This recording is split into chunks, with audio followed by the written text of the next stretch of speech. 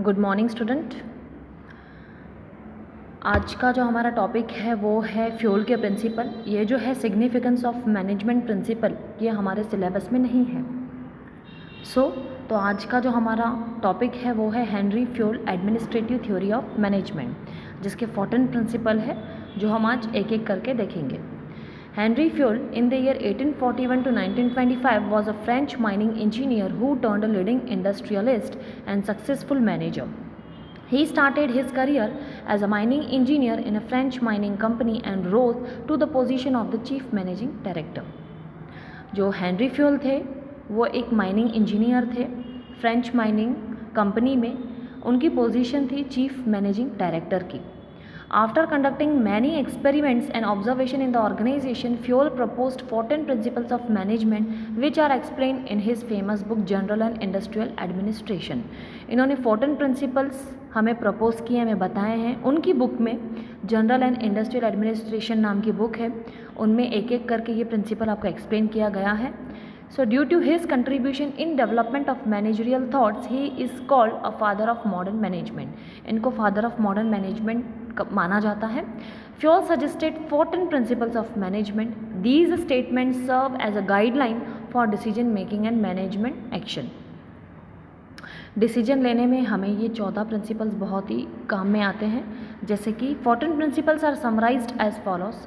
First है principle of division of work, principle of authority and responsibility, principle of discipline, principle of unity of command, principle of unity of direction, principle of subordination of individual interest to the organisational interest, principle of centralisation, principle of remuneration, principle of scalar chain, principle of order, principle of equity, principle of stability of tenure, principle of initiative, principle of Spirit D crop, जिससे हम in short team work कहते हैं। अब first है इसमें principle of division of work. अब principle of division of work का मतलब होता है कि वर्क को डिवाइड करना। जैसे कि according to this principle the work is divided into different kind, जैसे such as technical, financial, commercial, security operation, accounting and managerial. It is assigned to employees as per their qualities and capabilities. It help in improving efficiencies and expertise of employees which ultimately turn into expected productivity level. इसका मतलब है कि आप कोई भी work अगर organisation में किसी की कैपेबिलिटी या किसी की क्वालिटी के मुताबिक सौंपते हैं तो वो काम आपका जल्दी हो जाता है, जिससे कि आपके ऑर्गेनाइजेशन को बहुत ही बड़ा प्रॉफिट मिलता है। Come to the second principle of authority and responsibility. Authority and responsibility ये दोनों भी एक एक से जुड़े हुए हैं। जैसे कि authority is a right to take decision, it is necessary to get the thing done appropriately from subordinate. Authority always come with responsibility. If the manager is given the authority to complete the task within a given time, he should be held responsible. If he does not complete the work in a given time, manager should have a proper authorities to take managerial decision on his own in respect to the goal.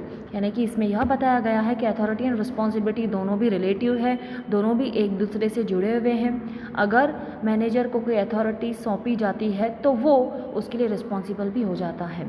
अगर जैसे कि उसे कहा गया है कि आपको ये काम 10 घंटे में करना है तो उसकी यह रिस्पॉन्सिबिलिटी है कि उसे वो 10 घंटे में काम करवा लेना पड़ेगा। अगर उसने नहीं करवाया तो वो उसके लिए रिस्पॉन्सिबल माना जाएगा। So come to the third principle, principle of discipline. According to Fayol, discipline is the most essential thing in the organization. Employees must obey and respect the rules that govern the organization. Discipline helps to achieve the goal in the organization. Good discipline is the result of effective leadership. There must be a clear understanding between the management and workers regarding the organization rules. Basic discipline should be observed at all level of the management. अब जैसे कि इसमें बताया गया है कि discipline जो है ये हमारी बहुत ही ज़्यादा मदद करता है हमारे गोल को अच्छे से पूरा करने में। अगर आपके ऑर्गेनाइजेशन में जो काम चल रहा है उसमें किसी प्रकार की भी कोई डिसिप्लिन नहीं है तो आपका काम जल्दी नहीं होगा या अच्छे से नहीं होगा। सो इसका इफ़ेक्ट आपके गोल पे पड़ेगा, आपका जो ऑर्गेनाइजेशनल गोल है वो पूरा नहीं हो पाएगा टाइमली। सो इस प्रकार से गड़बड़ हो सकती है। So fourth is principle of unity of command.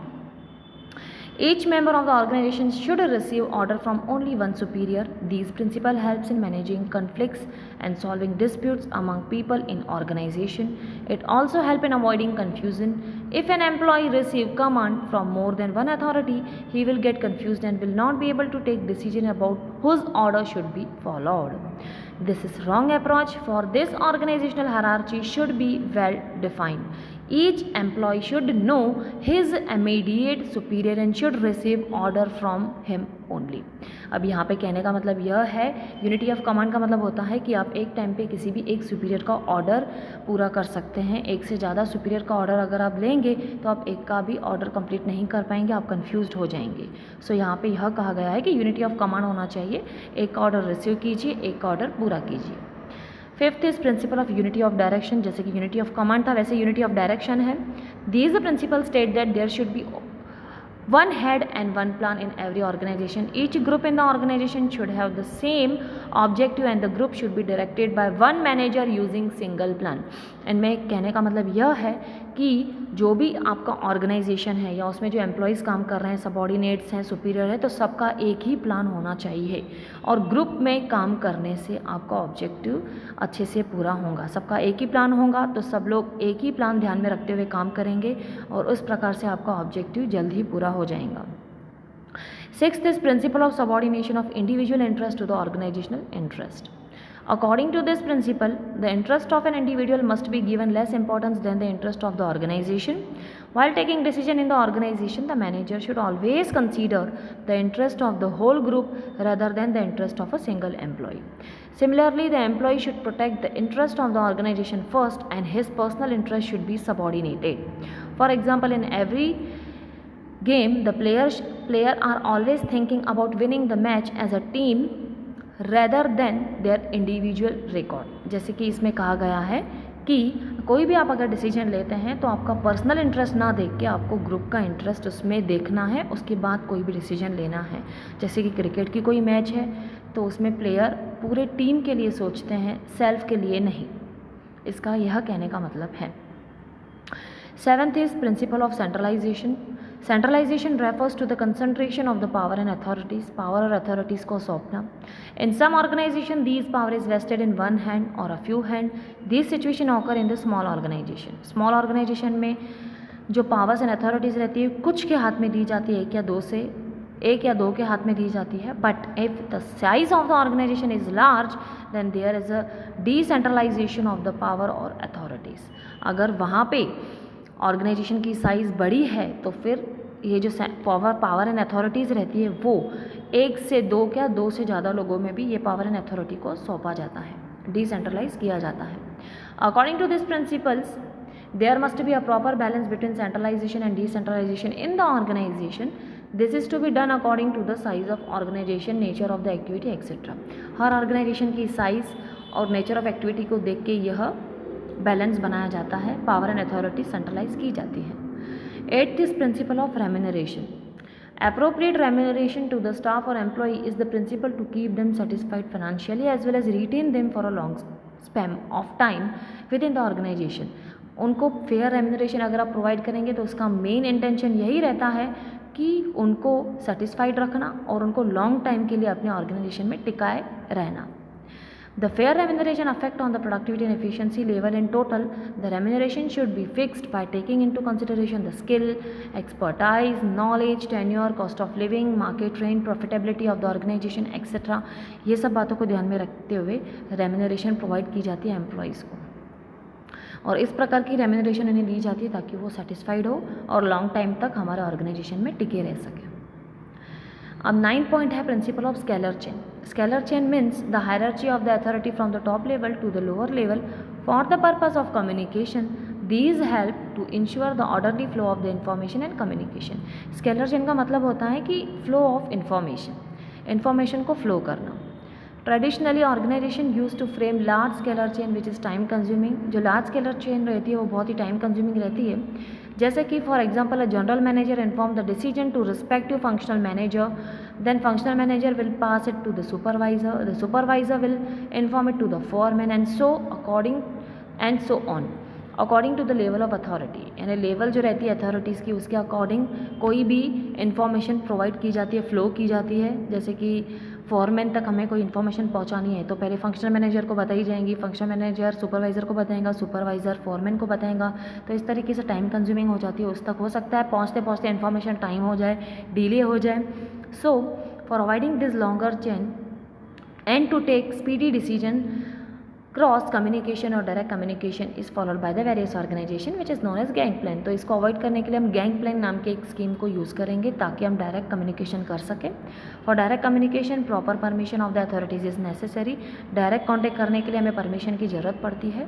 जैसे कि ये डायग्राम दी गई है, इसमें आपको अच्छे से दिया गया है communication between D and P, direct communication, so through the proper hierarchy. But to avoid delay or emergency situations, there will be a direct communication. It is termed as a gang plan। अगर हमें emergency situation में direct contact करना है तो वो permission लेके हम करेंगे, तो इस सिचुएशन को हम गैंग प्लान कहते हैं। Principal of order, this principle is based on a place for everything and everything in its place। Human resources and material should be in the right place at the right time for maximum efficiency। maximum efficiency मतलब ज़्यादा से ज़्यादा अगर कार्यक्षमता बढ़ानी है तो human resources का यूज़ सही टाइम पे और सही जगह पे होना चाहिए। जैसे कि human resources should be place at the right place and at the right job. सही जगह पे और सही जॉब पे उनका यूज़ करना चाहिए हमें, ताकि the principal focuses on the proper utilisation of the physical and human resources. Principal का मेन उद्देश्य यह है, ये प्रिंसिपल का, कि हमें प्रॉपरली फोकस किस पे करना चाहिए। एक तो जो उनकी फिजिकल कैपेसिटी है उसका अच्छे से यूटिलाइज होना चाहिए और जो ह्यूमन रिसोर्सेज है उसका यूटिलाइजेशन अच्छे से होना चाहिए। 11th is principle of equity, यानी कि समानता। कभी भी हमें किस में डिस्क्रिमिनेशन नहीं करना चाहिए, मतभेद नहीं करना चाहिए, किसी एम्प्लॉयज़ को ज़्यादा रेम्यूनरेशन तो किसको कम, या किसको ज़्यादा इंपॉर्टेंस या किसको कम, ऐसा नहीं करना चाहिए। इसका सिर्फ कहने का मतलब यह है कि फेयर रेम्यूनरेशन प्रोवाइड करे। अगर टॉप लेवल के एम्प्लॉयज़ हैं तो उनको सेम रेम्यूनरेशन सबको प्रोवाइड करनी चाहिए। मिडल लेवल के एम्प्लॉयज़ हैं तो उनको सेम रेम्यूनरेशन प्रोवाइड करें। लोअर लेवल के सब एम्प्लॉयज़ हैं तो उनको सेम रेम्यूनरेशन प्रोवाइड करें, ताकि उनके बीच में आपस में कोई मतभेद ना हो। और ये जो डिसीजन है हमारे कॉन्फ्लिक्ट्स को दूर करने में बहुत ही ज़्यादा हेल्पफुल है ये प्रिंसिपल। सो इसलिए समानता बनाए रखना यह एक बहुत ही इम्पॉर्टेंट प्रिंसिपल माना गया है। So principle of stability of tenure, stability of tenure का मतलब होता है जॉब सिक्योरिटी। जॉब सिक्योरिटी को मेंटेन करना है तो आपको फेयर रेम्यूनरेशन प्रोवाइड करना पड़ेगा, उनको अच्छा इन्वायरमेंट प्रोवाइड करना पड़ेगा एम्प्लॉयज़ को, ताकि वो अपनी ये जॉब छोड़ के दूसरी जॉब पे नहीं जाए। जैसे कि at the time of the recruitment of the employees the management should assure them about stability of the tenure or job security, or it play a very important role in creating a sense of belongingness among the employees। Insecurity in job always affect the efficiency of employees adversely, whereas the job security minimize employees turnover ratio। Principle of, जैसे कि ये जो principal है stability of tenure, मतलब उनकी job को secure करना। कैसे करना? उनको अच्छा एनवायरनमेंट प्रोवाइड करना, उनको अच्छी रेम्यूनरेशन प्रोवाइड करना, ताकि वो एक जॉब छोड़ के दूसरी जॉब की तरफ ना जाए। प्रिंसिपल ऑफ इनिशिएटिव, अभी ये कब होता है कि initiative refers to the voluntarily to do the work in an innovative way, मतलब खुद से अगर आपको कोई काम सौंपा गया, खुद से आप उसमें इनोवेशन कुछ करना चाहते हैं, कुछ नया करना चाहते हैं, तो इसे हम कहेंगे initiative. The freedom to think and work on a new ideas encourage employees to take initiative while working on a given task। अगर आपको कोई टास्क दिया गया है, आपको टास्क दिया गया है और आपको फ्रीडम दी गई है कि आप अपने हिसाब से सोचिए, कुछ अपना हिसाब से कीजिए, और वो अच्छे से इनोवेटिव काम कर भी रहे हैं, तो इसे हम कहेंगे principal of initiative. This initiative should be welcome by the manager including through discussion on those new ideas. और मैनेजर के साथ अगर आप ये जो इनोवेटिव काम कर रहे हैं अगर आप डिस्कस करेंगे तो उनका वेलकम किया जाता है। So it also help in creating healthy organisational culture. इससे हमारा ऑर्गेनाइजेशनल इन्वायरमेंट हेल्दी रखने में बहुत ज़्यादा हेल्पफुल है ये principle. Last is principle of esprit de corps, team work. मैंने आपको पहले भी बताया कि टीम वर्क का मतलब क्या होता है कि ग्रुप में रहकर अगर कोई भी आप काम करेंगे तो वो काम बहुत ही स्पीडीली होता है और बहुत ही जल्द ही पूरा हो जाता है। अगर आपका 1000 ड्रेसेस वन डे में प्रोड्यूस करने का अगर आपका गोल है तो आप वो भी कर सकते हैं अगर आप कोई भी काम टीम में रह के करेंगे तो। इन शॉर्ट इसका मतलब यही है कि a leader manager should create a spirit of team work and understanding among employees to achieve the organisational goal easily. अगर आप टीम वर्क करेंगे तो इसलिए आप ऑर्गेनाइजेशनल गोल को ईजीली पूरा कर पाएंगे। So above 14 principles of Henry Fayol are very useful to manage the organizational efficiently and effectively. So these are always supportive to the functions of the management. These principles are very logical and therefore are applicable in the modern management. ये जो सारे principal है ये modern management जो area है उनको बहुत ही ज़्यादा अप्लीकेबल है. ये सारे प्रिंसिपल बहुत ही ज़्यादा इम्पॉर्टेंट है. सो आज के लिए इतना. नेक्स्ट टॉपिक हम नेक्स्ट लेक्चर में देखेंगे. सो बाय बाय.